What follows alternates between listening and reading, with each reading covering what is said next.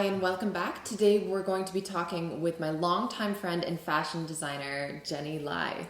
So Jenny has joined us for a project in which I'll be playing Ysaÿe's second sonata, The Obsession, and she's designed a different look for each one of the movements that I'll be playing. So that will come a little bit later. But in the meanwhile, I wanted to talk to Jenny more about what she's done for this project and how she's dressed me. So Jenny, tell us a little bit more about your fashion line. Sure. So my brand is called Not, and I've been designing it for the last 10 years. It's designed and produced in small quantities and also made to order in New York City. And Not is designed for creative individuals who want to express themselves through how they dress and are looking for clothing that makes them feel curious and surprised and delighted.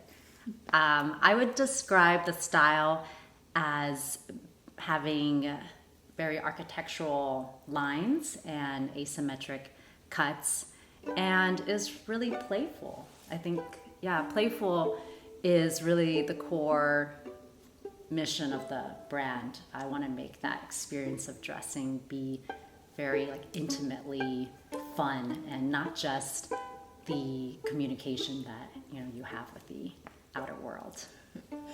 So for me personally, this was a really interesting project because, well, I got to work with you, which was amazing. And it's also, so my teenage students are more than happy to give me advice, but it usually involves glitter and ripped pants, so it's not really my style. So the whole process of going in for a fitting and having, being dressed was really just interesting and exciting for me. Yeah, I mean, I would love to hear from you. What are the concerns that you have as a violinist, or what do you think about when you're trying to find the right thing to wear? Right. So on stage, it's funny, you never really think about this stuff as an audience member, but when you're up there on the stage, one of the first things that you are thinking of, actually for violinists, our arch nemesis are buttons. Buttons are a big pain, and you never think about that, but if you have a big button here, it's going to vibrate through the instrument, so that's a big thing. Or if you look at, for instance, Hilary Hahn, she, with the way that she wears her jewelry, she'll wear one dangly earring. Oh, on the right side, that's a fashion statement in itself. So it's maybe buttons. that's where it started. Maybe that's where it started. Yeah. So it's buttons, it's straps. I've definitely been in a situation where straps I'm afraid, if it starts to fall on this side and starts to go on this side, and you're wondering by the end of the performance if it's going to be down there somewhere. There's no rests. There's nothing you can do about it. It's true. So when I asked you if you wanted to help me out with this project, did you really draw from each of these movements what their characteristics were? Yes. I mean, the piece is incredible. Love the piece. Right.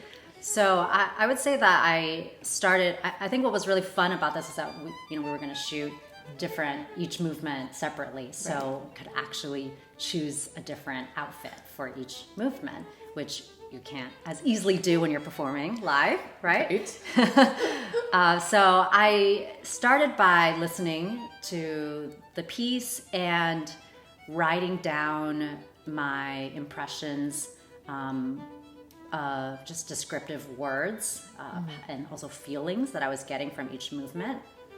And then after that, I thought about what are the colors and shapes and textures that would represent those feelings or those descriptive words. And then from that, I have this archive of collections of pieces in my head. So I picked out maybe two to four different pieces that I thought would represent each of those movements. And then that's when you came for the fitting, and we were able to try them on and kind of talk through each movement and how we felt about it and what we thought could be a good fit.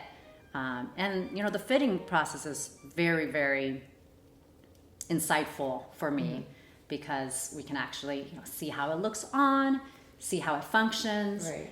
So let's walk through the sonata for a second. So we have 4 movements. It's the second sonata. It can be nicknamed Obsession. It's a little dicey actually if the whole thing is named Obsession or just the first movement. I like to think of it as a whole thing being called Obsession. But anyways, we've got our first movement. It's a preludio. There's a big Bach quote in the beginning. It throws us off guard straight away. Yeah, I found that the first movement was very passionate and kind of mood shifting, and very strong. So I immediately thought of strong colors. So I was thinking about either this bright blue that I had, or like a bright orange or red. So that's who ended up picking this beautiful, very saturated orange blouse that had this very majestic sort of cape in the back that has really beautiful movement. Right, I do feel like a superhero when I'm playing in it. Our second movement, the Melancholia. This piece is, it's quite short actually. It's just like 6 lines. It feels longer than that, but the counterpoint is so rich in there, and you can really get lost in it. I feel like it's kind of like going into a maze, and you just kind of feel closed in a little bit. Yeah, it's such a beautiful movement. There are all these double stops, these voices that are interlocked, and this very like sustained quality. So when I was listening to this movement, I was thinking about which styles I had that kind of represented an interlocking of sorts. I have these tops. Well, the top that we ended up choosing for that is the interlock sleeve top, where the body and the sleeves actually kind of weave through each other. I was also considering a few other pieces that had certain layers that kind of came in and out. So I was looking for something that was kind of calm and peaceful, but had this kind of quiet complexity through it. I think that really came through. That top is so beautiful, the way that it really does interlock. And subtle. Very subtly done. So our third movement, it's arguably the lightest of the pieces, and it's theme and variations. And again, we have our Dies Irae, which was weaving all throughout the piece, and it comes back and it weaves all throughout this third movement. But each little variation has very much its own character, and it just builds and builds and builds till we get these big chords at the end. Yeah, it's actually a very strong movement, but it starts out so light with the pizzicato, or with the plucking. With pizzicato. So it is a kind of a interesting juxtaposition, I think, that movement. And I chose this one sleeve dress that's pale pink, but it's got these beautiful flips in the fabric on the sleeve, on the one sleeve, and also in the body. And it really highlights the arm, actually, that is plucking. So I think that's also what's fun about the video, is that we can kind of play with, we don't have to think about functionality quite as much. I don't know, maybe it's not something that you would wear for a live performance, question mark. I don't know if that, the sleeve, maybe it moves around too much, but it is something that we could do for a video. So it's kind of fun to, play with that. Yeah, it's such a pretty piece, and I really do love that sleeve cut out. I mean, you catch so much movement in that every time you move your arm. It's just, it billows a little bit. And I think it's very characteristic of the asymmetry of my pieces as well. I like to have that surprise, from every angle, how someone experiences, what your outfit looks like. Great. So the fourth movement is the Furies, and that is strong just in and of itself. You've got the three sisters, and I'll talk more about the Furies in a different video, but for now we've got these 3 aggressive sisters, for lack of better words. And I think you really, that coat, that really... this last movement is so domineering and authoritative. So I was immediately, drawn to kind of stronger shoulders, very geometric shapes. So I was definitely looking for something that could have a very powerful presence. And, you know, again, you may not wear a coat in a live performance, but we could do it for the video. Right. So this was the Interlock Coat, which is made of it's a black silk cotton file, which is a fabric that has a lot of volume and really holds its shape well. And it also has this really beautiful interlocking detail at the neck.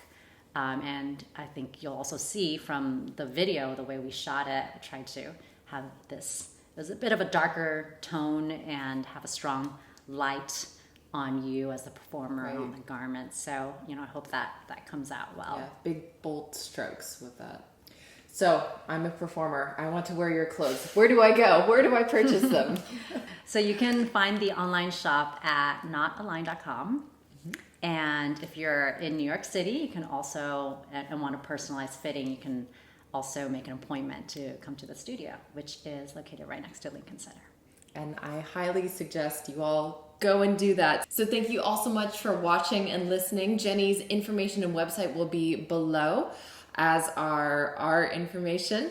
Also, guys, buy the pint glasses, please. We have like 600 of them. They're at our Etsy shop. That's also below. If you enjoyed this video, give us a thumbs up, leave a comment, and there will be more soon. Cheers.